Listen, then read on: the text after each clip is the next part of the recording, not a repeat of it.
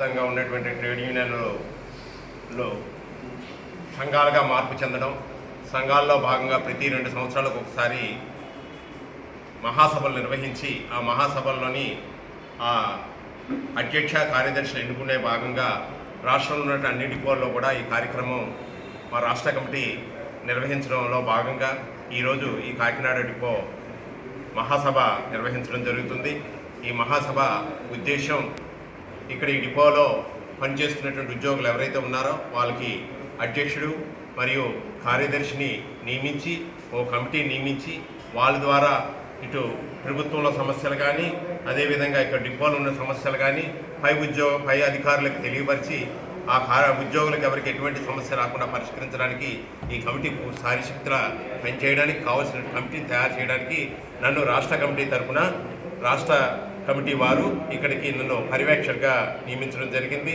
ఈరోజు దాని సందర్భంగా ఇక్కడ డిపో కమిటీలో ఉన్నటువంటి వ్యక్తుల్ని అలాగే అదేవిధంగా మా అసోసియేషన్లో ఉన్న కాకినాడ డిపో ఉద్యోగులందరినీ ఇక్కడ పిలిపించి అందులో ఎవరు సెక్రటరీగా చేస్తారు, ఎవరు ప్రెసిడెంట్గా చేస్తారు అనేటువంటి కార్యక్రమాన్ని అయితే ఇప్పుడు మేము నిర్వహిస్తున్నాము. అందులో భాగంగానే వాళ్ళు చెప్పినటువంటి అభిప్రాయాలని ఇంకా తీసుకున్నాము. మరొకసారి దాన్ని పర్యవేక్షించి ఈ డిపోకి అధ్యక్ష కార్యదర్శులు నియమించి మేము మా కార్యక్రమాన్ని నిర్వహించి రాష్ట్ర కమిటీ తెలియపరుస్తాం. అది ఇక్కడ కార్యక్రమం.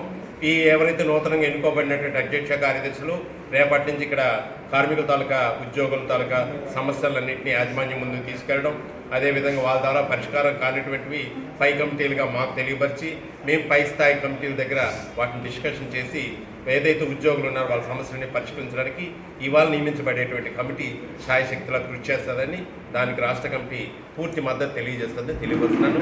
నేను రాష్ట్ర కోశాధికారిని. నా పేరు పివివి మోహన్. నేను రాష్ట్ర కోశాధికారిగా విధులు నిర్వహిస్తున్నాను యూనియన్లో.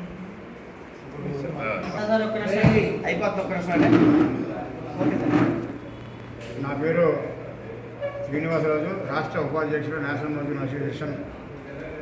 ఏదైతే ఈ మధ్యకాలంలో ఏపీఎస్ఆర్టీసీ నేషనల్ మజ్దూర్గా 2016-17 పేరీస్ బకాయిలు ఏవైతే ఉన్నాయో దాన్నే మిగిలిపోయిన అందరికీ ఒకేసారి 50% ఏదైతే పెండింగ్ ఉందో దాన్ని ఇమ్మని రాష్ట్ర నాయకత్వం అనేక దఫాలుగా ఎండీ గారికి సూచించిన కోరిన మేరకు నిన్న ఎండీ గారు 60 కోట్లు మాత్రమే ఉన్నాయి కాబట్టి 25% 2017 బకాయిల్ని ఇవ్వడానికి అంగీకరించినందుకు రాష్ట్ర కమిటీ తరఫున ఈసీఎన్ ఎండీ గారికి ఈ సందర్భంగా మేము కృతజ్ఞతలు తెలియజేస్తూ ఉన్నాం.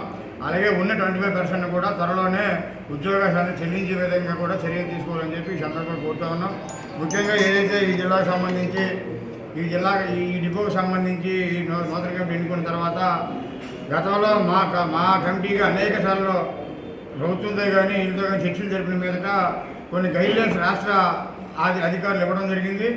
హెడ్ ఆఫీస్ వారు వాటిని ఇక్కడ అమలు జరపడంలో స్థానిక యాజమాన్యం ఏదైతే వైఫల్యం చెందుతుందో దాన్ని ఎప్పటికైనా ఏదైతే 1/19 సర్క్యులర్ అమలు జరపడంలో కానీ ఏ సిక్ అయినప్పటికీ పూర్తి స్థాయిలో జీతం ఇవ్వాలని చెప్పి మనం హెడ్ ఆఫీస్ నుంచి సర్క్యులర్ ఇప్పించో దాన్ని అమలు జరపడంలో కానీ వెహికల్ కండిషన్ మెరుగుపరచడంలో కానీ గ్యారేజ్ సిబ్బంది సరైనటువంటి పనిముట్లు అలాగే పని విధానం కల్పించడంలో కానీ విఫలమవుతుందో వాటి మీద రేపు రాబోయే కమిటీ ప్రత్యేకంగా దృష్టి పెట్టి వాటిని పరీక్షించే పక్షంలో అంచెలంచెలుగా డిపో స్థాయి నుంచి రాష్ట్ర స్థాయి వరకు అవసరమైతే ఉద్యమం చేసైనా ఆ సమస్యల పరిష్కారానికి రాష్ట్ర కమిటీగా అన్ని మేము సిద్ధంగా ఉన్నామని చెప్పి ఈ సందర్భంగా మేము యాజమాన్యానికి తెలియజేస్తూ ఉన్నాం. కాబట్టి ఇప్పటికైనా యాజమాన్యం స్పందించి ఏదైతే ఇబ్బందికరమైన పరిస్థితులు ఈ జిల్లాలో డిపోలో ఉన్నాయో వాటిలన్నింటినీ తక్షణమే పరిష్కారం చేయడం ద్వారా ఉద్యోగుల్లో ఉన్న ఆందోళన తొలగించి రాబోయే రోజుల్లో ఆర్టీసీని బలోపేతం చేయడానికి కానీ ఆర్టీసీ లాభాలు నడవడం కానీ మా యొక్క సహాయ సహకారాలు అందించే విధంగా